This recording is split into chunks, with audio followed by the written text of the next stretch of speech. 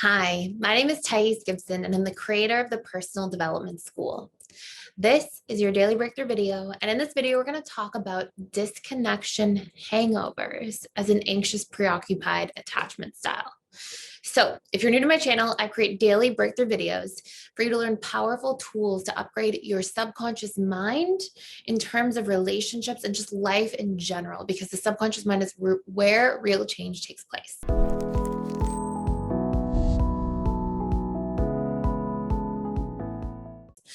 So this is basically based off of a series that I just sort of started doing with fearful avoidance and dismissive avoidance that was about vulnerability hangovers. And I wanted to make sure that anxious, preoccupied individuals feel included, because there isn't really a term for anxious, preoccupieds. And it really got me thinking, like, it's interesting because literally there is an anxious, preoccupied version of the vulnerability hangover. It's just in its polarity. It's in its opposite, which is a disconnection hangover. So what this really looks like for an anxious, preoccupied individual is that they are in a dynamic in a relationship where they're feeling really good. They're feeling really close, really connected. They see a small pattern shift. And this doesn't just have to be in a romantic relationship. This can be with a coworker, a friend. They see a small pattern shift. They don't fully consciously recognize it at the time, but whether it's they didn't get the feedback they were looking for, the amount of connection they were looking for, the friend left early, the romantic partner cut the date short. And it doesn't mean like the relationship's on the outs by any means, but some sudden shift from the disparity between like what took place versus what the anxious, preoccupied individual's expectations were of a situation. There was a disparity, and the anxious, preoccupied goes home or leaves a situation or dynamic or gets off the phone. Maybe the phone call was cut earlier than usual. There was just a disconnect taking place on the phone, all these different types of situations.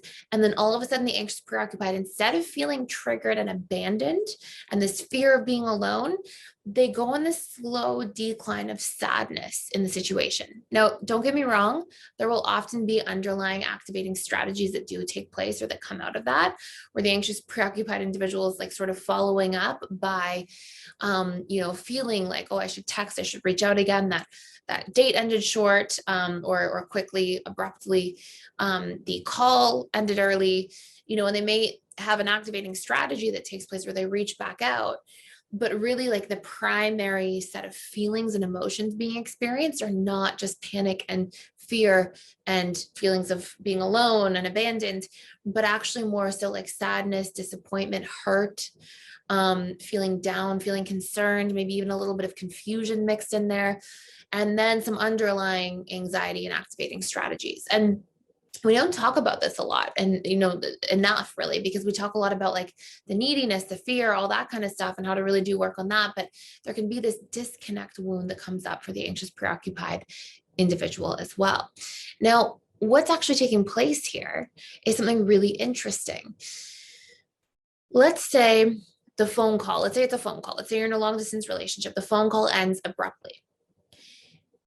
Somebody who's avoidant might be like, oh, I get time to myself this evening, a little bit extra time to myself, no problem. And they may not feel anything about it.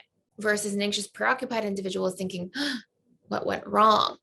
And what's actually happening in the space between when the phone call ends abruptly and what the anxious, preoccupied individual starts to feel, what actually has to take place in order to feel sadness is meaning given to that situation.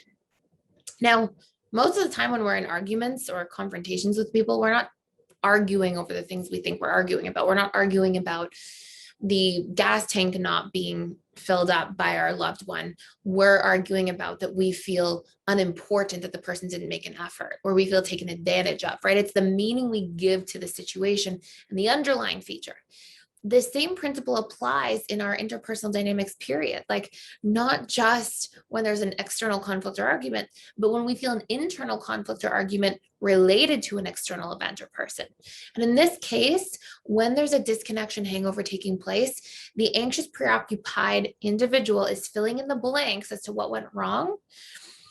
And by doing so, they're giving painful meaning about themselves to that dynamic.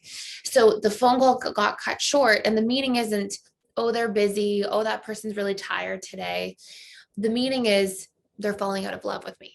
they're losing interest in me. I'm not interesting enough to stay on the phone and keep their attention. I'm not good enough to keep their attention and want them to be here. I'm being rejected by them. They're going to abandon me soon.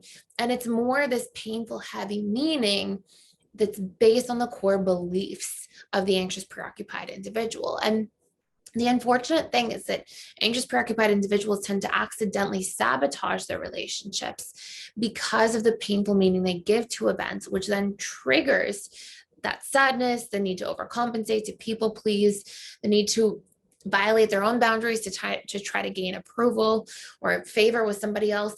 All of those different dynamics create a lot of pain and suffering for the anxious, preoccupied individual.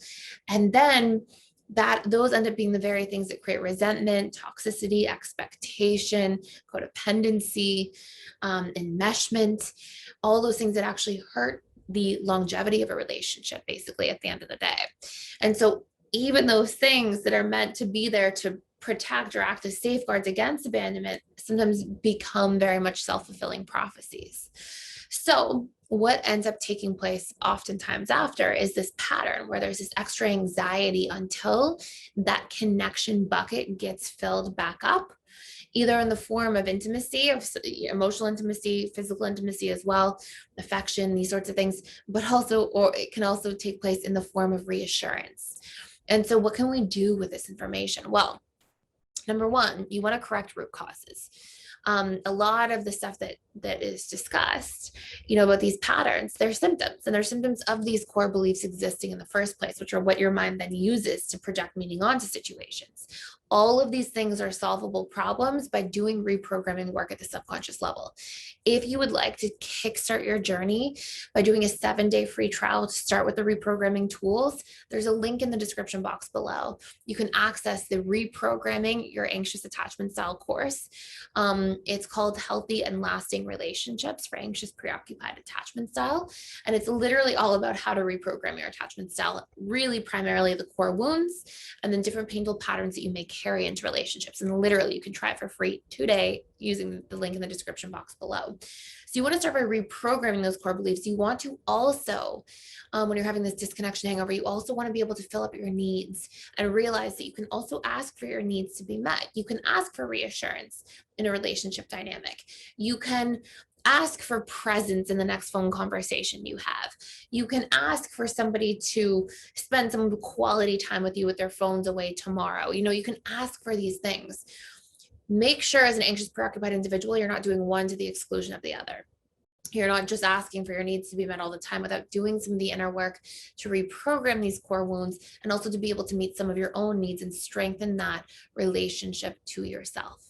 So these are really important places to get started. This is a huge topic. We could go into this, so much more.